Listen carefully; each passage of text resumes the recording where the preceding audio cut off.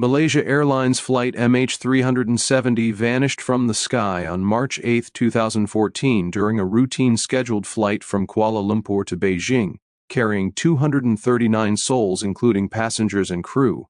In the early hours of that fateful morning, the Boeing 777-200ER departed Kuala Lumpur International Airport and climbed toward its cruising altitude. Shortly after entering Vietnamese airspace, the aircraft's transponder inexplicably stopped transmitting, and radar tracking abruptly ceased, leaving the world stunned and bewildered by what would become one of the greatest mysteries in aviation history. Since that moment, the disappearance has sparked countless theories, investigations, and search missions, yet the main wreckage and definitive answers remain elusive even more than 11 years later. Initially, the loss of MH370 triggered the largest multinational search effort ever attempted for a missing aircraft. Countries from around the globe, including Malaysia, Australia, China, Indonesia, Vietnam, and others, deployed aircraft, ships, and satellites to scour the South China Sea, the Strait of Malacca, and eventually the deep oceans of the southern Indian Ocean, where satellite ping data suggested the aircraft might have ended its flight. Despite covering vast stretches of ocean and using thousands of hours of search time, those early efforts failed to locate the aircraft's final resting place. Over time, small pieces of aircraft debris washed ashore thousands of kilometers from the presumed crash zone, most notably a wing flaperon found on Reunion Island in 2015, confirming that MH370 had indeed ended in the ocean. These fragments offered clues but not enough evidence to pinpoint exactly where and how the aircraft met its fate. These discoveries deepened the mystery, leading to intense debates over flight paths, pilot actions, possible technical failures, and even intentional intervention. In recent years, renewed hope has emerged through new search campaigns and technological advances. In 2025, the Malaysian government approved another deep-sea search operation focused on a 15,000 square kilometer, about 5,800 square miles, area in the southern Indian Ocean, carried out by the specialist company Ocean Infinity under a no-find, no-fee agreement, meaning payment is only made if the aircraft is located. This search, which resumed operations around December 31, 2025, involved advanced underwater mapping and autonomous robotic vehicles designed to scan the abyssal seafloor more precisely than ever before. As of January 2026, search operations have covered significant areas of the designated search zone, including an estimated 7,236 square kilometers scanned by the vessel Armada 8,605 and its autonomous systems. While these efforts have not yet yielded a definitive breakthrough or discovery of the main wreckage, the ongoing search represents the most technologically advanced attempt to solve the MH370 enigma to date. The disappearance of MH370 has influenced global aviation policy and aircraft tracking standards, with international regulators now pushing for better real-time tracking of aircraft over remote areas, aiming to ensure that no commercial flight can ever vanish so completely again. Yet for the families of those aboard, and for millions around the world who have followed the case for years, the story of MH370 remains unfinished, its final chapter still unwritten. As investigators moved beyond the initial shock of the disappearance of Malaysia Airlines Flight MH370, attention slowly shifted from where the aircraft vanished to how it may have continued flying for hours after losing contact. Radar data recovered from military installations revealed something deeply unsettling. After MH370's transponder stopped transmitting, the aircraft did not simply fall from the sky.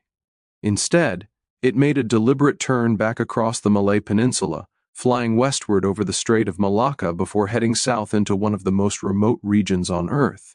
This discovery fundamentally changed the investigation, transforming the case from a possible accident into a complex puzzle involving human actions, systems control, and intentional flight management.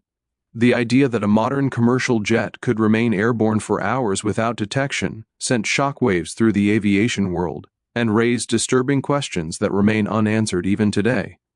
The most critical breakthrough came from satellite communication data provided by Inmarsat, a British satellite company whose system automatically exchanged brief handshake signals with the aircraft every hour. These signals were never designed to track planes, Yet they became the only evidence of MH370's final journey. By analyzing the timing and frequency shifts of these pings, investigators concluded that the aircraft continued flying for approximately 7 hours after losing radar contact, eventually heading south along what became known as the Seventh Arc, a curved line across the southern Indian Ocean representing the final possible locations where the aircraft exhausted its fuel. This conclusion ruled out mechanical failure as the sole cause and pointed instead toward sustained, controlled flight until the very end. As this new flight path emerged, the search zone expanded dramatically, shifting thousands of kilometers away from the South China Sea to the cold, hostile waters of the southern Indian Ocean. This area is among the least explored regions on the planet, with depths reaching over 6,000 meters, underwater mountain ranges, and unpredictable currents. Searching here was not just difficult, it was unprecedented. Specialized sonar equipment, deep-sea autonomous vehicles, and months of continuous operations were required just to map the seabed. Despite scanning more than 120,000 square kilometers between 2014 and 2018, the official international search failed to locate the aircraft, leaving families devastated and investigators frustrated. Theories multiplied in the absence of wreckage. Some experts argued for a catastrophic decompression scenario that incapacitated everyone on board, allowing the plane to fly on autopilot until fuel exhaustion. Others focused on the cockpit, suggesting deliberate actions taken by someone with intimate knowledge of the aircraft's systems. Every theory seemed plausible, yet none could be proven. What made MH370 uniquely disturbing was not just that it disappeared, but that it appeared to do so intentionally, navigating across controlled airspace gaps and avoiding detection in ways that seemed almost calculated. Aviation experts openly admitted that such a disappearance should not be possible in the modern era, and yet it happened. Fast forward to the mid-2020s, and renewed analysis of satellite data, debris drift modeling, and flight dynamics began to converge on a narrower search area. Independent researchers, many working outside official investigations, re-examined the final satellite handshake at 019 UTC, a moment believed to represent the aircraft's final loss of power.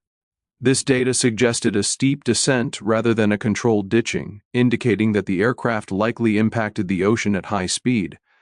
Such an impact would explain why no large debris field was ever found and why the wreckage remains hidden on the ocean floor, broken into scattered fragments across rugged terrain. These refined models directly influenced the new search efforts approved by Malaysia in late 2025, once again bringing hope that the mystery could finally be solved. Advanced autonomous underwater vehicles capable of scanning terrain previously considered unreachable were deployed into zones that earlier searches had missed or dismissed. The focus shifted to specific high-probability corridors along the Seventh Arc, areas where earlier assumptions may have been wrong due to limitations in technology or incomplete data interpretation. For the first time in years, investigators felt they were no longer searching blindly, but following a trail shaped by logic, physics, and hard data. As of early February 2026, the search continues, quiet but relentless, far from headlines yet heavy with expectation. Each scan of the seabed represents not just a technical operation, but a final chance for answers. Answers that could bring closure to families, accountability to aviation systems, and a permanent place for MH370 in history, not as an unsolved riddle, but as a lesson written in steel, data, and deep ocean silence. The world is watching once more, holding its breath, wondering if this time, the truth will finally rise from the depths. One of the most controversial and least understood aspects of the MH370 mystery is the role of military radar and regional surveillance systems on the night the aircraft disappeared. Contrary to early public statements suggesting that MH370 simply vanished from radar screens, later disclosures revealed a far more troubling reality. Multiple military radar installations across Southeast Asia had, in fact, tracked an unidentified aircraft matching MH370's speed, altitude, and trajectory as it crossed the Malay Peninsula and entered the Strait of Malacca. These radars, designed not for civilian air traffic control but for national defense, do not rely on transponders. They see raw metal objects, aircraft, ships, anything that moves through controlled airspace. This meant that even after MH370 went dark, it was still visible to those systems. Data later acknowledged by Malaysian authorities confirmed that the aircraft made a sharp turn westward, passing near Penang and flying along known air corridors before heading into open ocean. What stunned aviation experts was not just that the plane was detected, but that it was allowed to continue flying uninterrupted through some of the most heavily monitored airspace in the region. At the time, Southeast Asia was and remains a strategically sensitive area with heightened military awareness due to piracy, territorial disputes, and international shipping routes. The idea that an unidentified wide-body jet could cross multiple national radar zones without interception raised questions that governments have never fully answered. This led to speculation about airspace handoff failures, moments where responsibility for tracking the aircraft shifted from one country to another, creating gaps where no single authority took action. In theory, civil aviation and military defense systems operate separately, often with limited real-time coordination. If an aircraft does not trigger an immediate threat profile, it may simply be monitored rather than challenged. But MH370's behavior was anything but normal. A commercial airliner deviating from its flight plan, losing communication, and flying silently for hours should have triggered alarms. The fact that it didn't suggests either systemic failure or deliberate restraint. Another deeply unsettling question emerged. Why was this information released so slowly and only partially? For days after the disappearance, families were told conflicting stories. First, that the plane was lost over the South China Sea, then that it may have turned back, then that nothing was known at all. It was only after international pressure that military radar data was officially acknowledged, and even then, key details such as exact timestamps, altitude changes, and radar coverage limits were withheld. Analysts argued that revealing too much could expose national defense capabilities, radar ranges, and blind spots, information governments are notoriously reluctant to share. This silence fueled a wave of alternative theories involving intelligence agencies, surveillance aircraft, and classified monitoring systems. Some questioned whether MH370 had been observed by more advanced assets, such as naval radar platforms or space-based sensors, whose data was never made public. In the modern era, with constant satellite monitoring and global intelligence sharing, many found it hard to believe that a Boeing 777 could simply slip through unnoticed for 7 hours. The absence of transparency became, in itself, a form of evidence, not of conspiracy, but of institutional secrecy colliding with public tragedy. The issue of military radar also complicated the search itself. Without full disclosure of radar tracking data, early search zones may have been based on incomplete assumptions. Every missing data point widened the uncertainty, pushing search efforts further into the vast southern Indian Ocean. Years later, independent researchers suggested that if precise radar paths had been released sooner, the search area could have been narrowed significantly, potentially saving years of effort and hundreds of millions of dollars. Instead, investigators were forced to rely heavily on satellite ping analysis, powerful but indirect. By the time renewed search efforts were approved in the mid-2020s, the narrative around MH370 had shifted. It was no longer just a missing plane, it was a case study in how modern surveillance, military secrecy, and civil aviation can fail to intersect when it matters most.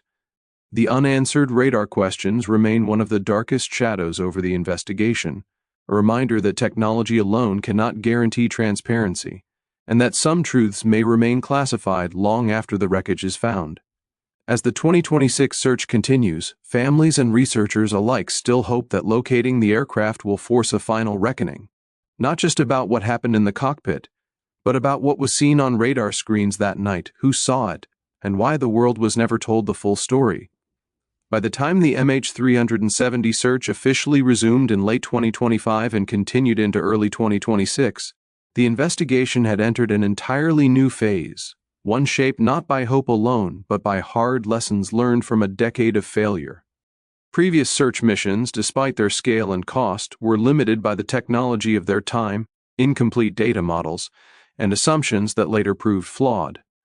In contrast, the new search strategy was built on a far more precise understanding of the aircraft's final moments. informed by refined satellite analysis, improved debris drift modeling, and a deeper appreciation of how the ocean itself hides wreckage. This was no longer a wide-area sweep driven by uncertainty, it was a targeted hunt guided by probability. Earlier searches focused heavily on relatively smooth seabed areas, under the assumption that the aircraft would be easier to detect on flatter terrain.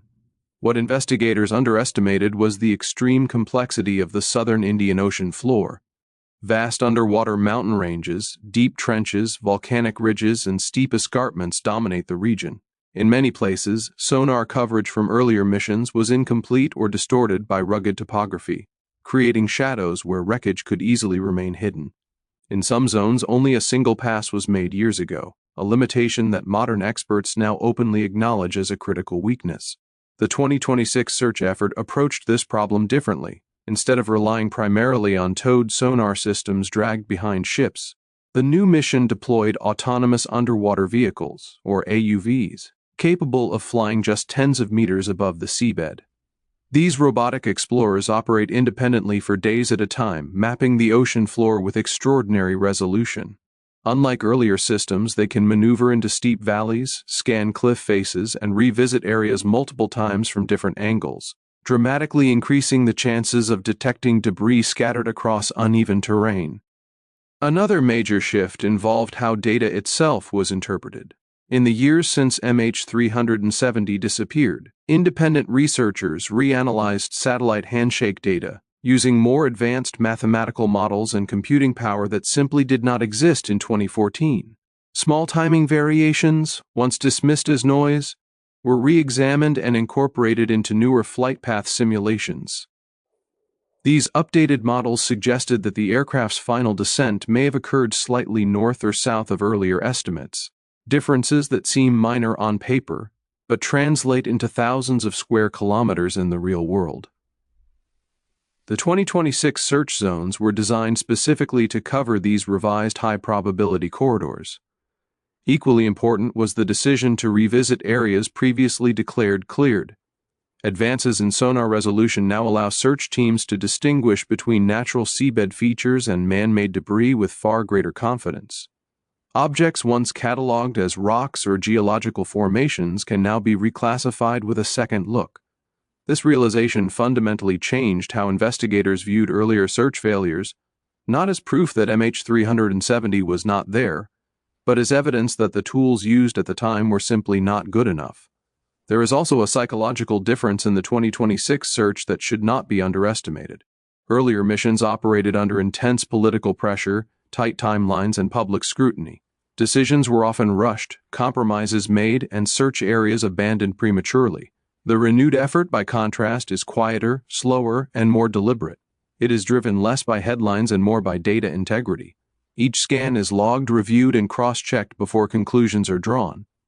This patience reflects a recognition that the ocean does not give up its secrets easily, and that finding MH370 requires endurance, not urgency. Despite all these advances, uncertainty remains. The southern Indian Ocean is one of the harshest environments on Earth, with unpredictable weather, powerful currents, and depths that challenge even the most advanced technology. Every day of operation is expensive, technically demanding, and physically risky. Yet for the first time in years, experts agree on one crucial point. If MH370 can be found at all, this is the best chance humanity has ever had to find it. As February 2026 unfolds, the search continues beyond the reach of cameras and social media, unfolding silently beneath kilometers of dark water. Somewhere on the ocean floor lies the answer, whether in a single intact section of fuselage or a scattered trail of debris. And when it is finally found, it will not just solve a mystery. It will redefine how the world understands aviation safety, search operations, and the thin line between certainty and the unknown.